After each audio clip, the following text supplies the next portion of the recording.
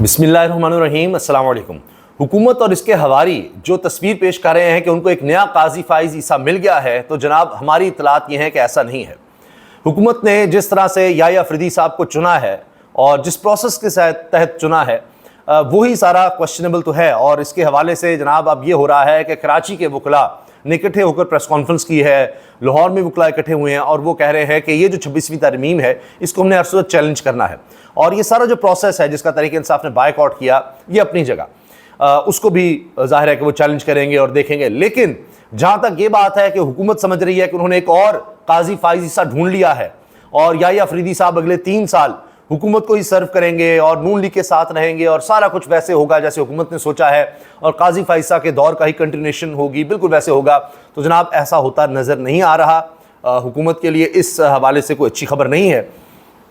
और हमारे ज़राए जो चीज़ बता रहे हैं वो ये है कि जस्टिस याह्या अफरीदी, जिनको अब नामजद कर दिया गया है चीफ जस्टिस के लिए, उन्होंने शुरू में इनकार का सोचा, जी हाँ, और वो समझते थे कि उनको इस माहौल में जो भी वजह हो उनको चीफ जस्टिस नहीं बनना चाहिए। बहुत सी वजूहत हो सकती हैं, मिसाल के तौर पर यह कि जी मंसूर अली शाह की पीठ में क्या वो छुरा घोंपेंगे अपने ही दोस्त की पीठ में, कि उनको बनना चाहिए था और उनको नहीं बनने दिया जा रहा।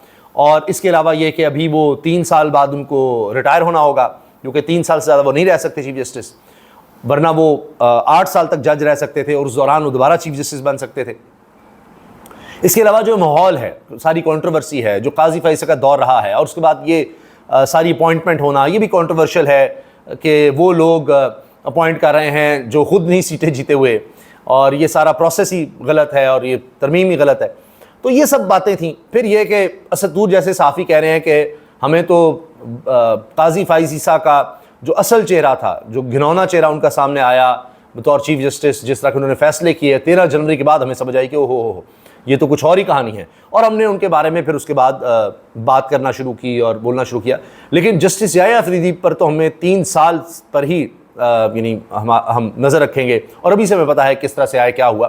तो ये सब बातें, बहरहाल जो भी रीज़न, याह्या अफरीदी साहब नहीं चाहते थे इनिशियली कि वो चीफ जस्टिस बने, मगर फिर फेलो जजेस ने, अब इनके नाम अभी नहीं बताए ज़राए ने, लेकिन ये पता चला है कि जी उन्हीं के फेलो जजेस ने उनको कहा कि आप ये तकरीर कबूल करें, क्योंकि अगर ये नहीं किया तो हुकूमत जिस तरह की है, जितनी ये फाशिस्ट हुकूमत है और जितना तशद्दुद और जबर और जितनी इंसानी हकूक़ की पामालियाँ, आइन को तबाह कर रहे हैं, जुडिशरी को तबाह कर रहे हैं, ये जो कुछ कर रहे हैं ये इससे भी ज़्यादा घिनौना खेल खेलेंगे।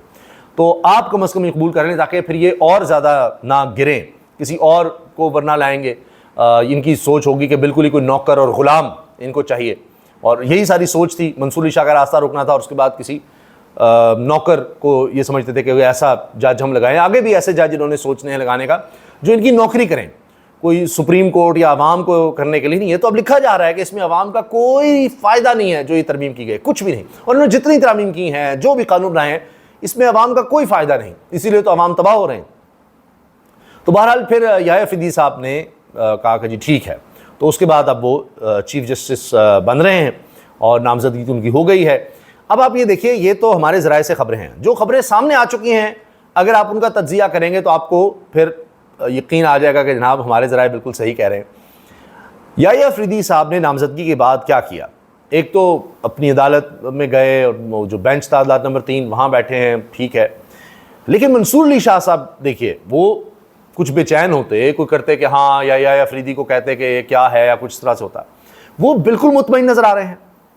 और इस पर अगर आप देखें तो महर बुखारी साहिबा ने ट्वीट भी किया है, साफ़ी हैं, उन्होंने कहा कि इनकी फ़ैमिली से मेरी बात हुई, मंसूर अली शाह साहब की फ़ैमिली के मेंबर से, और उन्होंने कहा कि जी वो बिल्कुल पुरसुकून है। वो कह रहे हैं जी मैं जल्दी सोकर सुबह मैंने अदालत जाना है, तो कोई नहीं। और फिर महीनों पहले इन्होंने अपने कुछ फैमिली मेम्बर्स को बाहर से पाकिस्तान आने से मना कर दिया था कि नहीं ज़रूरत, अभी चीज़ें क्लियर नहीं है। नहीं, उसी वक्त मंसूर अली शाह साहब को एहसास हो गया था कि मैं चीफ जस्टिस नहीं बन रहा, क्योंकि उस वक्त ये था कि जी सीनियर मोस्ट में बनना है, तो सबको ही पता था मंसूर अली शाह साहब बनेंगे।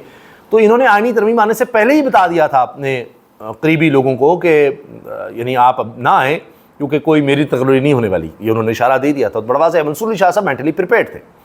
अब हो सकता है कि मंसूर अली शाह साहब भी उन लोगों में हों जिन्होंने याया अफरीदी को कहा हो कि नहीं आप ही बने, वरना हुकूमत ने पहले ही कुछ नहीं छोड़ा सुप्रीम कोर्ट का और बर्बाद करेगी। और बाकी इनके कंडक्ट से पता लग जाएगा जस्टिस याया अफरीदी साहब के कि वो किस तरफ जाते हैं।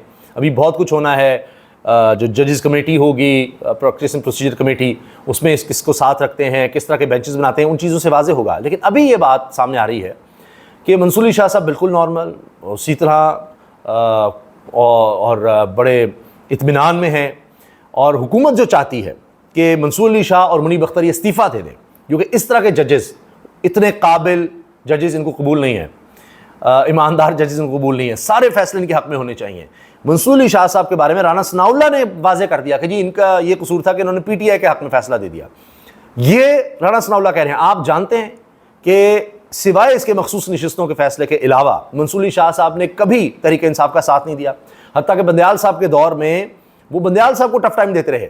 और मंसूर अली शाह साहब ने जो सदारती रेफरेंस आया था काजी फैसा के खिलाफ, उसमें काजी फैसा का साथ दिया था। और आज आप देखें कि काजी फैसा ने जाते जाते भी मंसूर अली शाह साहब की पीठ में छुरा घोंपा। आप अंदाजा लगाइए, इतने एहसान फरामोश। ये अदील सरफराज साहब ने अपनी वीडियो में व्लॉग में जिक्र किया कि एहसान फरामोशी की हद कर दी कि जाते जाते भी जो तफसीली नोट लिखा और उसमें मंसूर अली शाह को टारगेट किया, ये चीफ जस्टिस ना बन जाए, ये ना हो जाए, वो जाए, इस तरह की बात की। अब काजी साहब को भी देखिए क्या सहना पड़ रहा है। अब जज साहब ने, हसन नजर रिजवी ने जो नोट लिखा है नैब के केस में, उसमें लिखा है कि बदतहजीबी की है काजी फैसा साहब ने अपने फेलो जजेस से। और ये बजाय इसके कि केस पे बात करते, ये जजों के खिलाफ बात करने लग गए। और इख्तलाफ का एक तरीका होता है, तो काजी फैसा साहब ने तो बदतमीज़ी की है और बदतहजीबी के साथ, बद अखलाकी के साथ उसमें यानी जजेस के बारे में बात की है। ये आप सोचिए कि जज अब अपने नोट्स में लिख रहे हैं काजी फैसा के बारे में। तो अभी से ही देखिए, तो ये जो है ना जी, काजी फैसा नंबर 2 आ गए हैं। और ये जो काजी फैसा साहब प्लस या हो गए हैं या अफरीदी की शक्ल में, ये होता नज़र नहीं आ रहा। क्योंकि या अफरीदी ने नामजदगी के बाद 2 बड़ी अहम मुलाकातें की हैं, एक काजी फैसा से, और या अफरीदी साहब ने दूसरी जो मुलाकात की है वो मंसूर अली शाह साहब से की है, उनके चैम्बर में जाके मुलाकात की है। तो इससे भी चीज़ें बड़ी वाज़ेह हो जाती हैं। तो अब बाकी जो मैंने अपनी इतलात और ज़राए से जो चीज़ें आपसे शेयर की हैं, वो आपको आहिस्ता आहिस्ता नज़र भी आ जाएंगी, तमाम चीज़ें जैसे ही सामने आएंगी। अच्छा, अब ये देखें कि मंसूर अली शाह साहब आने वाले दिनों में अब आपको नज़र आएंगे बार से खिताब करते हुए भी, ये भी बड़ा अहम है। और हसनात मलिक साहब कहते हैं काजी के जाने की देर है, हुकूमत और निज़ाम चलना नामुमकिन है। काजी ने अपने मोहसिन की पीठ में छुरा घोंपा, और अगर काजी जैसा चीफ जस्टिस बनना है तो बेहतर है मंसूर अली शाह ना ही बने। और अब बार्स भी इनको बुलाएंगी। ये तो लग रहा है कि हुकूमत जो चाहती थी कि जी ये इस्तीफ़ा दे दें मंसूर अली शाह और मुनीब अख्तर, वो नहीं होने वाला, और ये डट कर मुकाबला करेंगे। और दीगर जजेस भी लगता है मेजॉरिटी इनके साथ है। इमरान खान के ज़ाती मामले से मुआयने का मामला, जेल हुकाम का जवाब गैर तसल्ली बख्श करार। आप देखें चीज़ें बदल रही हैं। काजी फैसल साहब तकरीबन जा चुके हैं, और उसके बाद जजेस को भी नज़र आ रहा है कि अब थोड़ा बहुत ही इंसाफ करना शुरू हो जाए। तो अब उस तरह के रिमार्क सामने आ रहे हैं। और इमरान खान साहब की अहलिया की रिहाई का हुक्म होना, वो एक बड़ी डेवलपमेंट है इस लिहाज से, जिस पर हमने पिछली वीडियो में तफसील से बात की, आप वो वीडियो देख सकते हैं। इमरान खान साहब के हवाले से एक और बड़ी खबर ये आई है कि बड़ी कंपनियों के मालिक बरतानवी अरबपति बड़े इन्फ्लुएंशियल हैं, उन्होंने इमरान खान की रिहाई के लिए आवाज़ बुलंद कर दी है। रिचर्ड ब्रांसन, ये दुनिया के 3 लोगों में हैं और बरतानिया की बड़ी अहम शख्सियत हैं। इन्होंने बाकायदा ट्वीट करके कहा है कि इमरान खान को फौरी रिहा किया जाना चाहिए क्योंकि इंसानी हुकूक की खिलाफ वर्जियाँ हो रही हैं। अच्छा, इसके अलावा जनाब वकला ने 26वीं आईनी तरमीम को हर फोरम पर चैलेंज करने का ऐलान कर दिया। ये कराची से खबर आई है, जहाँ पर पीपल्स पार्टी तमाम वकला को भी अपनी जेब में रखने की कोशिश करती है और पैसे बड़े बहाए जाते हैं, वहाँ से ये खबर आ गई है। इसके साथ साथ जनाब ये भी कहा जा रहा है कि अब याया अफरीदी साहब ने सुप्रीम कोर्ट में बतौर चीफ जस्टिस एक्ट भी करना शुरू कर दिया है। अभी 26 तारीख को वो ओहदे का हलफ उठाएंगे। और इसके साथ साथ ये भी अहम डेवलपमेंट है कि जो नैब तरमीम केस में जस्टिस हसन नज़र रिजवी ने जो इजाफी नोट लिखा है और उसमें काजी फैसा साहब को खरी खरी सुनाई हैं, वो भी बड़ी वाज़ेह हैं। अच्छा, इसके अलावा अब ये बात कि जी मंसूर अली शाह साहब बड़े आराम से कह रहे हैं कि जी अब जो भी केस आ रहे हैं वो कह रहे हैं अच्छा ये केस भी जनाब आईनी बेंच को भेज दें, अहम आला बेंचेस बनेंगे वहीं पर भेज दें, उनको कोई टेंशन ही नहीं है, कोई मसला नहीं। आईनी बेंच इन्होंने बनाना है, हुकूमत बनाए, आगे देखेंगे और इसको वहाँ भेज दें। जो अल्फाज इस्तेमाल किए हैं जस्टिस हसन नज़र रिजवी ने काजी फैसा के बारे में, वो ज़रा सुनिएगा। जाने वाले चीफ जस्टिस काजी फैसा को जस्टिस सैयद हसन नज़र रिजवी का सरप्राइज़। नैब तरमीम केस में इजाफी नोट लिखते हुए जस्टिस सैयद हसन अजहर रिजवी ने लिखा कि साबिक़ा जजेस पर की गई तनकीद को गैर मुनासिब करार दिया। जस्टिस सैयद हसन रिजवी ने लिखा, जब हम जजों के फैसलों से खिताब करते हैं तो ये ज़रूरी है कि हम अदब और तामीरी तनकीद के साथ ऐसा करें, बगैर किसी की तौहीन किए। और अक्सरती फैसले में चीफ जस्टिस काजी फैसा की जानिब से असल मुद्दे पर खातिर खा जवाब फराम नहीं किया गया। फैसले में साबिक जजेस के हवाले से गैर मुनासिब रिमार्क्स दिए गए। अदालती वक़ार का तकाजा है कि इख्तलाफ तहजीब के दायरे में रहकर किया जाए, यानी काजी फैसा ने बदतहजीबी की है, बदतमीज़ी की है। तनकीद का महवर फैसले के कानूनी उसूल हो, ना कि फैसला लिखने वालों की तस्दीक की जाए, मजाक उड़ाया जाए फैसला देने वालों का। तहजीब और अदालती वक़ार को मद्देनज़र रखते हुए फैसले की अपनी अलग वजूहात तहरीर कर रहा हूँ, यानी ना तो काजी फैसल ने तहजीब देखी, ना अदालती वक़ार देखा, तो लिहाजा मैं अलग फ़ैसला अपना दे रहा हूँ। और गैर आईनी तरमीम के खात्मे तक जिद्दोजहद जारी रहेगी, ये जाहिल हैं, इन्हें मालूम नहीं है। हामिद खान साहब, अभी तो और बहुत कुछ होगा। फवाद चौधरी कहते हैं सबसे पहले नए चीफ जस्टिस की डिग्री चेक कर लें, बात भी ना हो कि कोई फ़ैसला पसंद ना आए तो आजकल 20-25 साल पुरानी डिग्रियाँ आ जाती हैं। देखिए ना, मंसूर अली शाह साहब ने काजी फैसल साहब का साथ दिया उमर ताहा बंदाल के दौर में, कोई फैसला ऐसा नहीं किया जहां हुकूमत के लिए टेंशन हो, कुछ भी हो, काजी फैसल के साथ रहे। सिर्फ एक फैसला मखसूस नशिस्तों का, सिर्फ एक फैसला, और उस पर उन्होंने कहा कि नहीं नहीं नहीं मंसूर अली शाह में कबूल नहीं है। एक फैसले पर ये चाहते हैं काजी फैसल साहब जैसे जज हों, सारे फैसले इनके हक में हों। कोई भी फैसला जहां पर तहरीक इंसाफ को इंसाफ मिल सकता हो, वो सारे वो सुने और वहां पर इंसाफ का कत्ल करें, सारे फैसले इनके हक में दे और वो सारे केस अपने पास लगाए। तो ये तो जनाब मुझे नहीं लगता याया अफरीदी साहब इस मेयार पर हुकूमत के पूरा उतर सकेंगे, क्योंकि उन पर अभी से नजरें होंगी।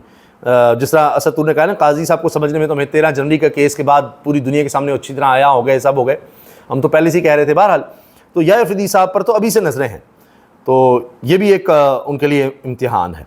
तो लिहाजा जनाब चीज़ें वो नहीं हैं जिस तरह हुकूमत उसको प्रेजेंट करना चाह रही है, या ये कहना चाह रही है कि हो सारा कुछ जनाब हमारे हक़ में है, सब ठीक है। और अभी मौलाना साहब को आगे भी पता लगेगा, और कब तक वो खामोश रहेंगे। अभी मज़ीद धोखे मिलने हैं फजलुर रहमान साहब को, और अगर उनके लिए धोखा नहीं है और वो चुप करके बैठ जाते हैं तो फिर साबित हो जाएगा कि वो इस सब में शामिल थे। क्योंकि अभी अब 26वीं तरमीम के बाद अभी 27वीं तरमीम की बात हो रही है, उसके लिए बिलावल एक्टिव होंगे, क्योंकि इससे हुकूमत अपने मकासद हासिल नहीं कर पाई।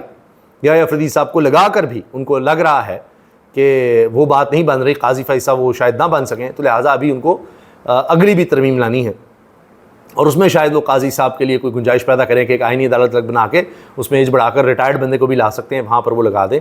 तो वो पता नहीं अभी क्या कुछ करना चाहते हैं 27वीं तरमीम पर। ये मैं आपको अंदर की खबर बता रहा हूँ कि अभी ख्वाहिशात हैं। अभी बिलावल को आप दोबारा एक्टिव होते देखेंगे, सारा कुछ दोबारा ये कहानी शुरू होगी। तो क्या फिर मौलाना साहब साथ देंगे, और क्या अब भी खामोश रहेंगे बुखला? और ज़्यादा आग जब लग जाएगी फिर राख भी नहीं बचेगी, तब वो निकलेंगे। तो ये अभी देखिएगा, अभी तो आगे बहुत कुछ है। और अभी हुकूमत जितने शादियाने या मिठाइयाँ खा रही है तो उनका अभी इम्तिहान ख़त्म नहीं हुआ, अभी उनके लिए और मुसीबतें आनी है। क्योंकि एक जुर्म को जिस तरह छुपाने के लिए, एक चोरी को छुपाने के लिए, एक झूठ को छुपाने के लिए झूठ बोलने पड़ते हैं, तो जिस तरह ये आईनी तरमीम की गई है बंद कमरों में लोगों को उठा कर गायब करके, तो अब इस सब को दबाने के लिए भी इनको और बहुत कुछ करना पड़ेगा, और उससे और ज़्यादा एक्सपोज होंगे और ज़्यादा इनके लिए मसाइल बढ़ेंगे। अल्लाह हाफ़िज़।